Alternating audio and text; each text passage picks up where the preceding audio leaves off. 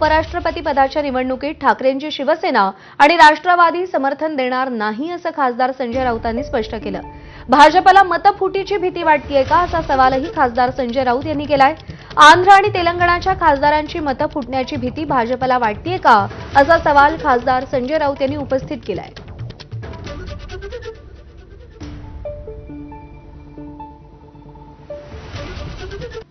न्यायमूर्ती बी सुदर्शन रेड्डी यांचा उमेदवारी अर्ज आम्ही दाखल केला आणि अर्ज दाखल करताना स्वतः माननीय शरद पवार आणि शिवसेनेतर्फे मी उपस्थित होतो। मी जे भाषण केलं त्या भाषणात मी स्पष्ट सांगितलं, शिवसेना आणि शिवसेना पक्षप्रमुख उद्धव ठाकरे यांनी विरोधी पक्षाचे संयुक्त उमेदवार सुदर्शन रेड्डी यांना पूर्ण पाठिंबा जाहीर केलेला आहे। ही झाली पक्षाची भूमिका, माननीय उद्धव ठाकरे यांची भूमिका।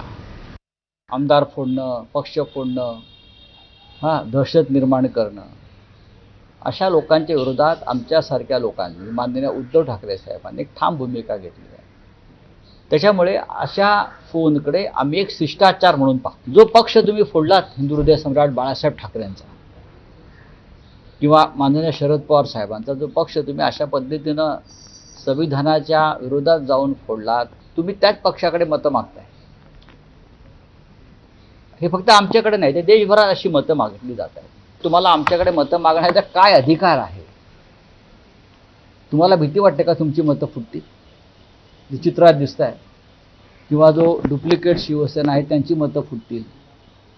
कारण देशातलं वातावरण आहे तसं। दरम्यान यावर भाजपचे माध्यम प्रमुख नवनाथ बन यांनी काय प्रतिक्रिया दिली आहे तीही पाहूया। देवेंद्रजींनी जर का हे मिशन हाती घेतलं तर महाराष्ट्रात उरली सुरली भ्रष्ट आघाडी आहे ती आता शिल्लक राहणार नाही। महाराष्ट्रातल्या महाविकास आघाडीची पळताभुई थोडी होणार आहे, याची पूर्ण कल्पना संजय राऊत यांना आलेली आहे। उभाटा गटाचे खासदार टिकून राहतील का? संजय राऊत यांचे सहकारी टिकून राहतील का? असा प्रश्न देखील त्यांच्या मनामध्ये आहे आणि आपला उभाटा गट फुटू नये या काळजीपोटी त्यांना चिंता लागलेली आहे। तर आशिया कपच्या मुद्द्यावरून क्रीडा मंत्रालयानं जाहीर केलेल्या धोरणावर संजय राऊत आणि भाजपचे नवनाथ बन यांच्यामध्ये चांगलंच वाकयुद्ध रंगलंय। क्रिकेट आणि रक्त हे मैदानावर एकत्र दिसेल असं राऊत म्हणाले।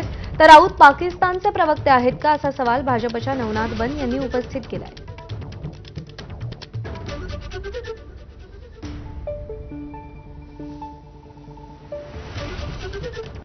अमित शहांचे पुत्र हे क्रिकेटचे सूत्रधार असल्यामुळे आणि त्याच्यामध्ये बेटिंगपासून चिटिंगपर्यंत सगळे खेळ असल्यामुळे पैशांचे,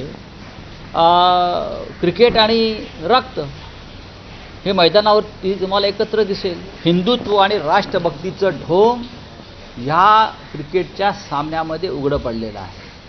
हे सामने जर महाराष्ट्रात किंवा देशात झाले असते तर आमच्या शिवसेनेनं ते उधळून लावले असते। तिथे जे 26 महिलांचं कुंकू पुसलं, त्यांच्या कुटुंबियांना घेऊन जा दाखवायला आम्ही पाकिस्तानशी कशा प्रकारचं युद्ध करतो मैदानावर ते दाखवण्यासाठी। ज्या ऑपरेशन सिंदूरचं कौतुक काही महिला करत होत्या, ज्यांनी आपले पती गमावले, भाऊ गमावले, त्यांच्या भूमिका याच्यामध्ये येणं गरजेचं आहे। अहो, तुम्ही उभाटा गटाचे प्रवक्ते आहेत, काँग्रेसचे प्रवक्ते आहेत का पाकिस्तानचे प्रवक्ते आहेत? पाकिस्तानचे प्रवक्ते देखील अशा पद्धतीची भाषा वापरणार नाहीत, तशी भाषा आज संजय राऊत वापरतायत।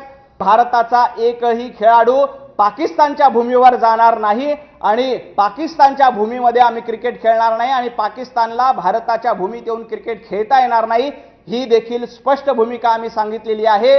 संजय राऊत यांनी आधी सर्व देशवासियांची आणि भारतीय सैनिकांची माफी मागितली पाहिजे आणि त्यानंतर